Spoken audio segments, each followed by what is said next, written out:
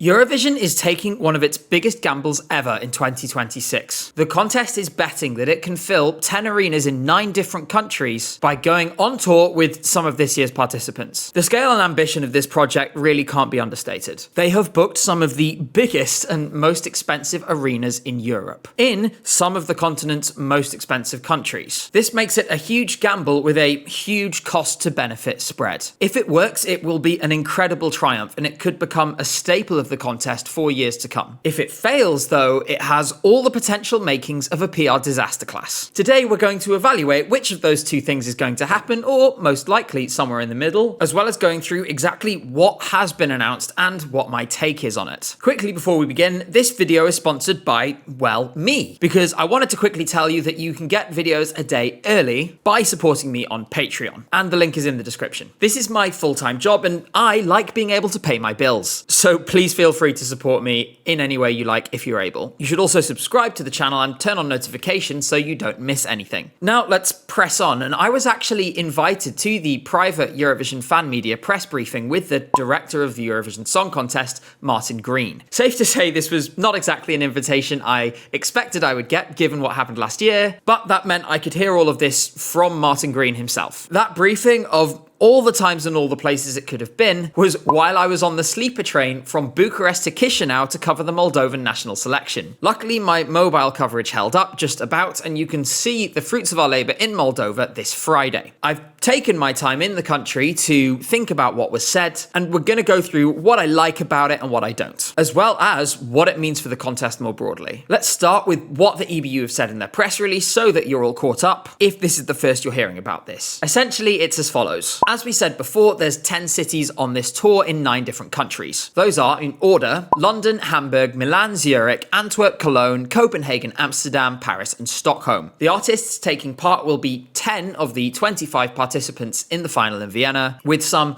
iconic acts who created legendary performances in the past 7 decades of the Eurovision Song Contest, as well as surprise special guests in each city. I imagine that will be particularly notable local Eurovision acts to drive interest and demand in those specific countries. The 10 artists from this year are going to be chosen and announced after the contest takes place in May. And according to the organisers, all of the artists agree in the contracts they sign when they agree to participate in the contest that they will also be part of the tour if they're chosen. They also confirmed that these 10 participants would be paid for their efforts. In the first instance, this is designed to be a one-off event, and there's no guarantee of a repeat in future years. It's meant to be a special given that this is the 70th anniversary of the contest. In reality, if it's a success, I'm absolutely certain we will see it back again. Maybe not next year, but maybe in a few years' time. The question is, will it be? And that's what I'm going to try and answer. The concept itself is not bad. In fact, it's actually a pretty strong one if executed correctly. The logic on which this lies is totally sound, which is that most people who enjoy Eurovision don't ever get the chance to experience it in person. If there was a show not long after the contest within commuting distance of you, even as a very casual fan, if you enjoyed the show that year when you watched it on television, you might well consider getting a ticket, provided the price is reasonable. Martin Green made it clear that the idea is to give people a show that functions as a good night out. That's an experience that the contest does already deliver on the night of the show, and it can deliver it in a separate context as well if it's done right. We can already see this because it works at the existing pre-parties. This is the kind of thing as well that, absent of the circumstances that are around the contest this year, would have probably been met with a lot of excitement by the fandom. My thoughts do also turn to certain diaspora communities in the countries the tour is visiting, who may end up with a unique chance to see an artist that they love from their home country in an arena that they would never usually dream of being able to fill so far from home. For that reason, I strongly suspect we may end up with Moldova or Ukraine or Poland on the tour if they make it to the final of the contest, even if they don't do that well. Those acts will sell tickets, and that has to be a factor in the EBU's decision-making. In addition, it's clear that they're not planning to do this by halves. In the private press briefing, Martin Green stressed that these are big venues and big budget events, and they will likely involve choreo, there's going to be dancers, and at least some of the special effects that are available to the artists at the actual contest. There is an element of learning here to be done from a previous Eurovision on Tour event that was done by a private organisation last year. It flopped dramatically, barely sold any tickets, and ultimately it financially imperiled the organisation that ran it. I went to that edition of the event in London, and while I did enjoy it, the only reason I went is that there was a massive discount discount from the £60 plus original ticket price to only paying the admin fees because they were literally giving away the tickets for free to try and fill the room. Almost everyone I spoke to on that night had gotten a ticket for free. That's in London, which was among the highest demand cities for this kind of thing. And it took place in a venue much smaller than the O2, which is where the tour is going this time. For context, this is what that looks like. While a flop on that scale, I think is really quite unlikely given that the EBU has far more clout than a private organisation doing this, money does also seem to be no object in this instance. To be precise, what Martin Green said was, "I didn't approach this from a money point of view. I approached it because I wanted to do something special for 70 because you're right, it is difficult to make money from touring unless you're doing 153 stadiums. But that wasn't the impetus to do this. It was more to mark our 70th and to get out there and give more people the opportunity to experience what we all love." They seem to be pretty confident with this, and they have a very large stack of cash hidden under the bed at their headquarters in Switzerland, so we can safely presume that the financial well-being of the organisation, and in turn the contest, isn't going to be imperiled by this event in almost all cases, not even the worst ones. All of this is to say, on a purely logistical and structural level, everything seems to be in order. There are professionals running this thing, they've brought in experienced firms from outside to help them, and it has the financial clout of the contest behind it. In addition, there's not likely to be much contractual wrangling over who will and won't participate, thanks to the fact it's in the contracts from such an early stage. In addition to that, I think there is a really genuine merit in giving artists the opportunities to play in arenas like this all across Europe when they wouldn't usually have the ability to do that. This was cited in the press briefing as well. The first instinct might be to feel that this is in some way patronizing, but in all honesty, I think it's a recognition of the reality of a lot of especially small European music markets. Take Estonia, for example, here, which I can pretty safely say I have a better idea of the music scene than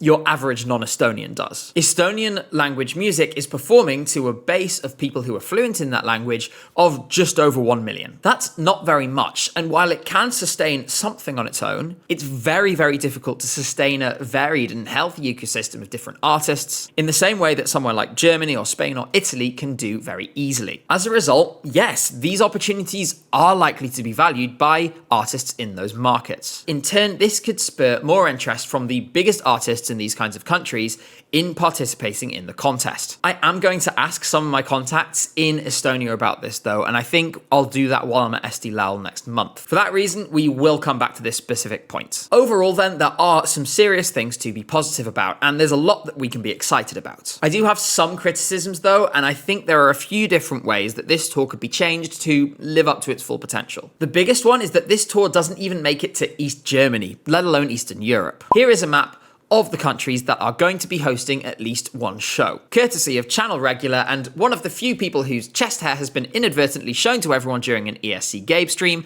I'm Stefan. This was queried during the press briefing by Eurovision.org, a Polish fan media outlet, and the answer that they got was that this was to do with the logistics of touring and the ability to do the show, then move it and do it again. But if driving a show 2,000 kilometers from Paris to Stockholm is fine, then what would be wrong with going the 890 kilometer distance from Hamburg to Tauron Arena in Krakow, or the 1,200 kilometer distance to the Žalgiris Arena in Kaunas, which has previously hosted and sold out a 17,000 capacity show for Lorraine. I really do think that the enthusiasm and the demand would be there in these places. And if money isn't the primary concern, and the suggestion is it isn't, then I do think it's a real disappointment we won't be seeing any shows in these areas. That's before we get to the Balkans, who are impossibly far away from any kind of show at all. Given that the stated aim is to bring Eurovision closer to people where they are, because they aren't able or aren't willing to travel to the host city for the actual show, it's a shame that if you live anywhere east of Berlin, there is no concrete difference between flying to Vienna and flying to Hamburg, Zurich, or Copenhagen. In that sense, one of the key goals of this project doesn't feel like it's been totally fulfilled on this first go. If we do see another tour in future, I really hope this is not the case again, and we see a much wider breadth of venues all across Europe. On a personal note, I actually wrote this script yesterday in Chisinau Airport in Moldova while waiting for my flight home from the Moldovan national selection. I saw firsthand an arena full of young people who are having the time of their lives, just having any kind of arena Eurovision style show at all. Maybe that 6,000 capacity venue in Moldova would be a little small, but I'd be willing to bet a whole lot of these fans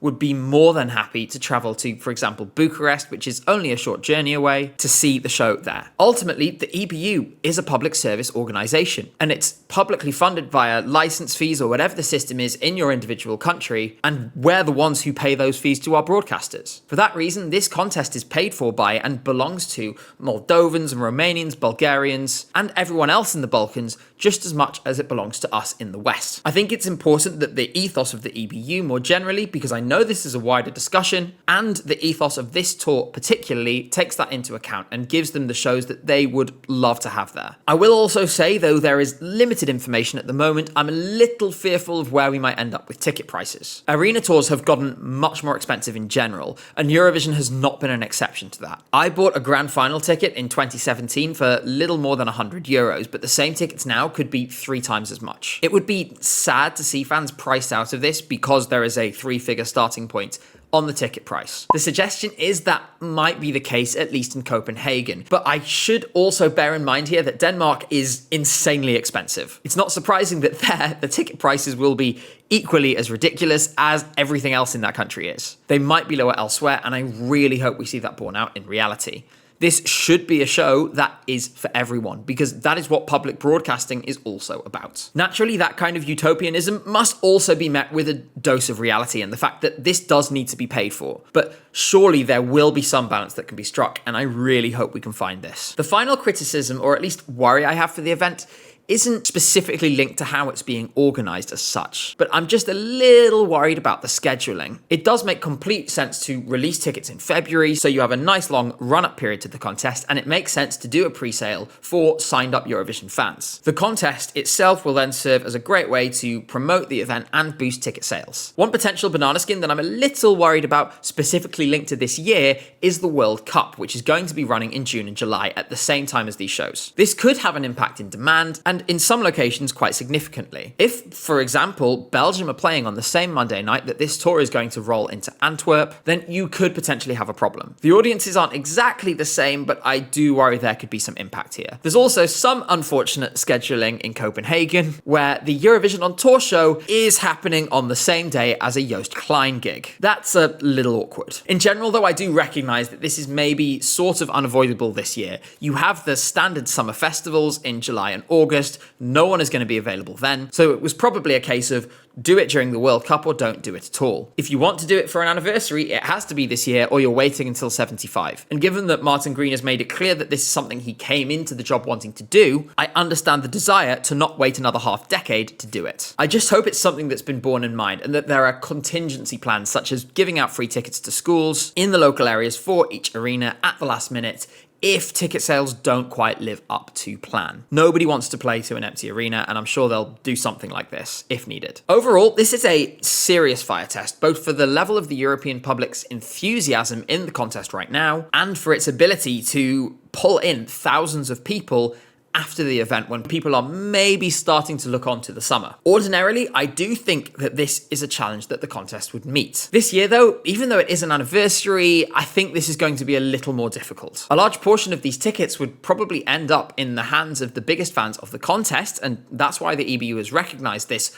with the fans-only pre-sale, but these are precisely the people who are going to be most disaffected by the events of the last few months. There's been some pushback on this idea, with the current claim being that ticket sales were as fast or faster as they've been in past years, but I do think it's going to be hard, especially if Israel wins the televote again or wins the entire contest in May, to convince a lot of these people, including myself, to go to a Eurovision celebration straight after the shows are done. The prize for success here could be that Eurovision ends up as a triumphant parade across Europe in June and July for years to come, and that it gives artists platforms that nothing else is able to provide them with. Failure will make it really difficult to run another event like this for a long time, and there will be a very large bill that someone needs to find the money for. Safe to say then that the stakes are pretty high, but as someone who has spent the last 2 years frustrated in some cases at the lack of boldness and ambition displayed by the contest, seeing them take a high-stakes, wildly ambitious moonshot like this is honestly kind of refreshing. For the sake of both the competition and for the artists involved,